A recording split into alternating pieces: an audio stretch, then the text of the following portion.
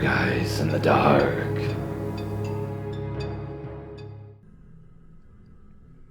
My third grade teacher was a bully. I have no clue why she didn't like me, but she didn't. In fact, she would argue that she loathed me.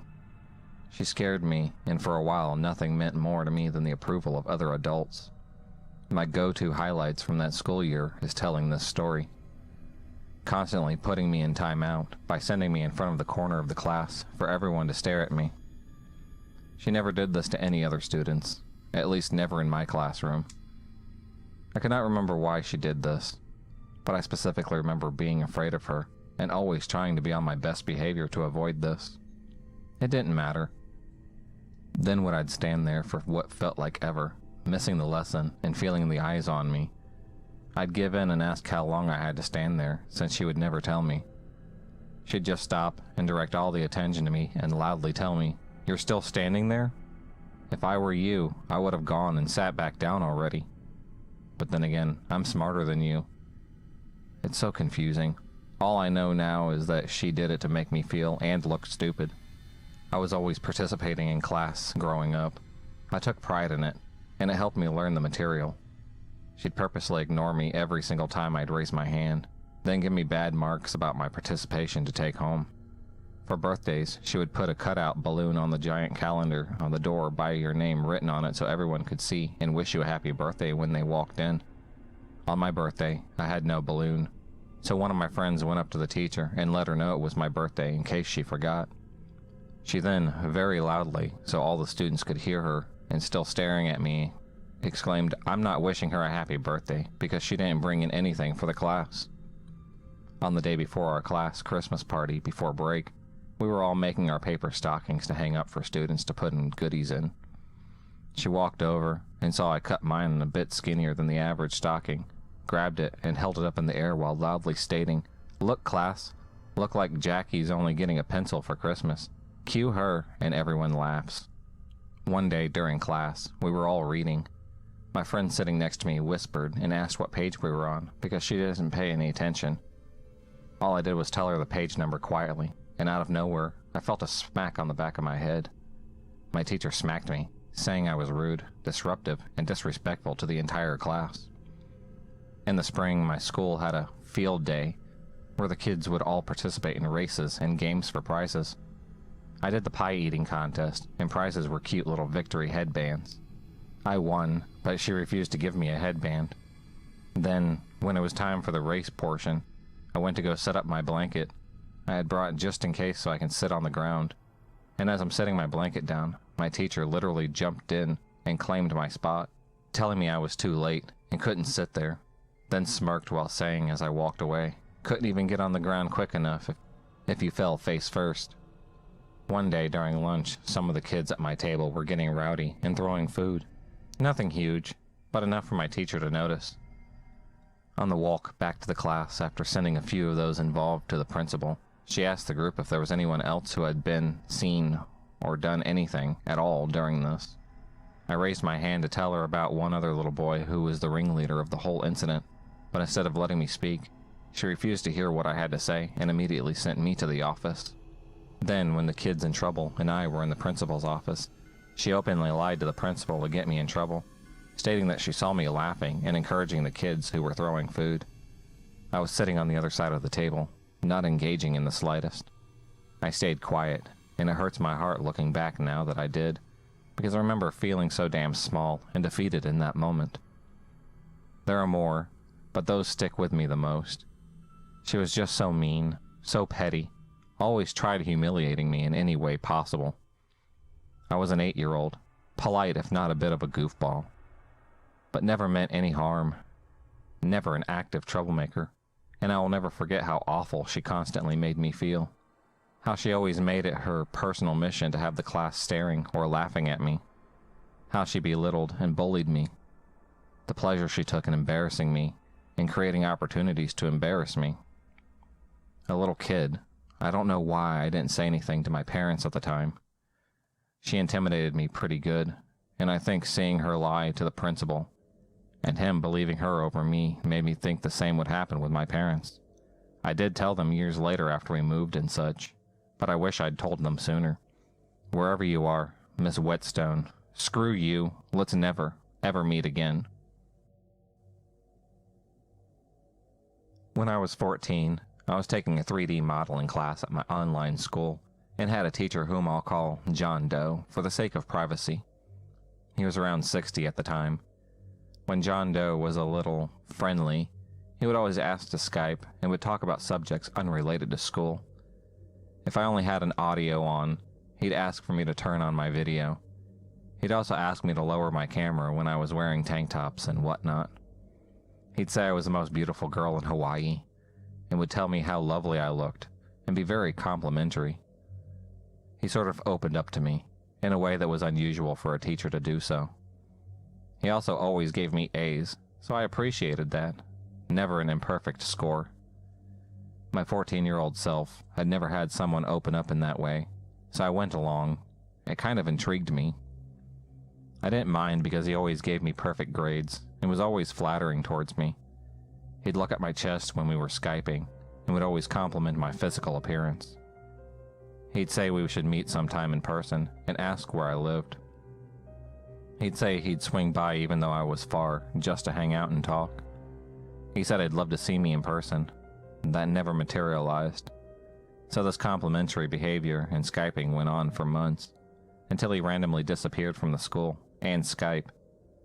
I started researching his name and found that he had commented on girls around my age's YouTube account with similar jargon. I don't know the reason as to why he had dropped or reassigned from the school. All I know is that he did. I never heard from him again, or of him again. When I was that age, I didn't think anything was wrong with this behavior. But how I feel, it's apparent. It was a hint inappropriate, and I'm glad nothing happened of this.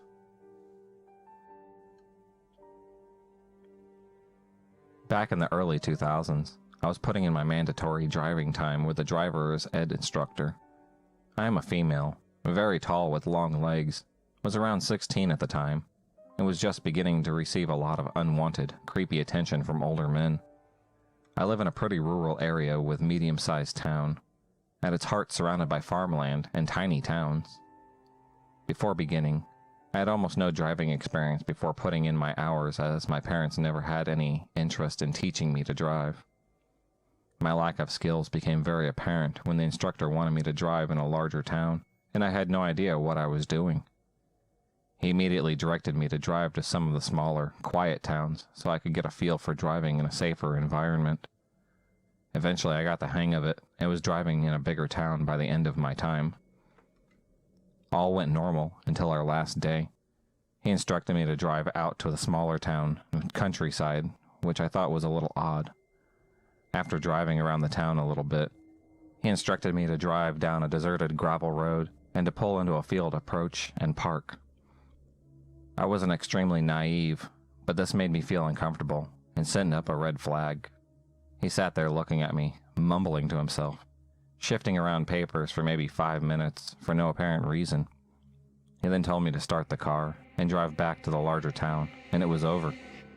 Looking back as an adult, I am almost certain he had some kind of inappropriate intent, but was deciding whether he should act on it or not. It gives me the creeps to this day. I also teach from time to time in the school district now and see him. He still teaches driver's ed. You better believe I have my eye on him. He better not let me catch him doing anything shady ever again.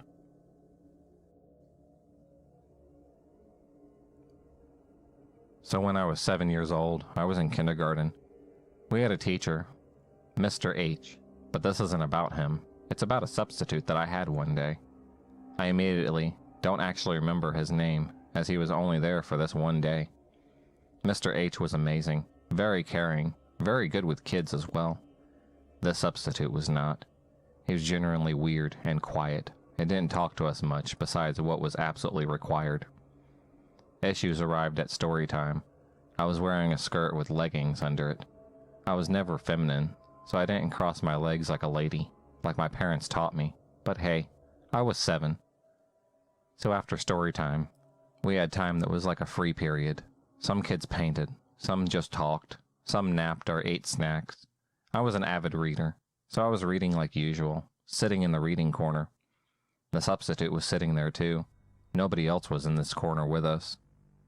The substitute turns to me and says very bluntly, "Are you wearing panties? Because it didn't look like you are."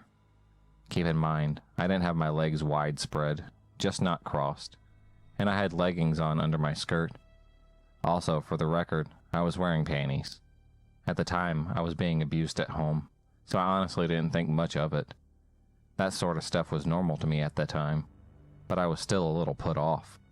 I decided to read somewhere else, and got up to move to the other side of the classroom. The substitute followed me. Throughout the entire block, the substitute followed me around the classroom, keeping his eyes on me as I did my various kid stuff like playing with the sand table, painted, and even read. Every time we were doing anything complicated, he'd be hovering over me, even though I didn't need help. He was also very touchy.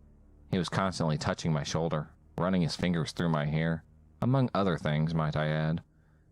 He never directly touched me inappropriately, but I was very uncomfortable with being touched at all due to the abuse at home. I ended up going home unscathed, and honestly, I didn't even tell my parents. I didn't realize it was even weird until years later, when I was about 11, and coping with the rest of my trauma, that I realized that was really, really creepy. So creepy kindergarten substitute teacher, let's not meet again, and I hope somebody braver than I caught you and got you what you deserve.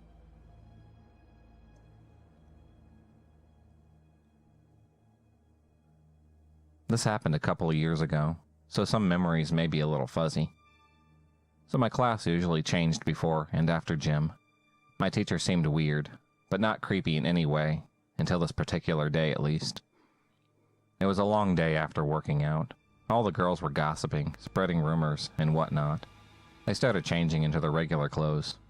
Fast forward a few minutes later, the only girl in the changing room was me. I was pretty quiet and slow, so it took me longer than the other girls to change. It was very quiet, so you could hear a lot of background noises. I started hearing very heavy breathing. It seemed like it was from a distance. I started moving closer and closer to the noise, and I'll never forget what I saw. I saw my gym teacher creeping and peeping. He had this creepiest look on his face. I kind of freaked out and pushed the door open, desperately trying to leave that room. I think I remember him trying to get my attention or something, or apologizing, or even act confused and pretend he was looking for another room or whatever. But I just ran into my next class. I never told. I just wanted to forget everything that had happened. I was very creeped out at this. So creepy, cross gym teacher, I never want to see you again. I was just commenting in another sub on how a teacher in one of my high schools was arrested for placing nipple clamps on a male student. I tried to look up the article and found out that upwards of 6 to 7 teachers during my time there had been arrested for all sorts of abuse. One in particular made my head shake.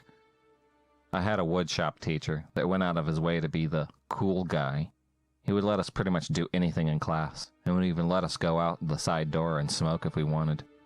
He would also come up to us guys and make sexual comments about female students. One time, I remember him coming over to me and some other dudes with an open can of shellac and saying, "Hey fellas, you know you got yourself a good whore when she takes a load like this." He then laughs, looks at the really attractive girl in class, and says, "I bet she does." We all kind of nervously chuckled and let out a big "what the fuck" after he walked away. Years after I graduated, I actually worked with him for a short time, and he was still creepy as ever. I thought about the article saying he was arrested last year for inappropriately touching 3 female students and providing male students with drugs and alcohol. If you search the highlights on this, you will find many instances of abuse and generally fuckery going on by teachers and coaches. Unreal, isn't it? Well, teachers of my SW, MHS, let's not meet again. If you enjoyed this video, please subscribe, like, and hit the bell for notifications on future videos, and become a stalker of the night, and I'll see you next time.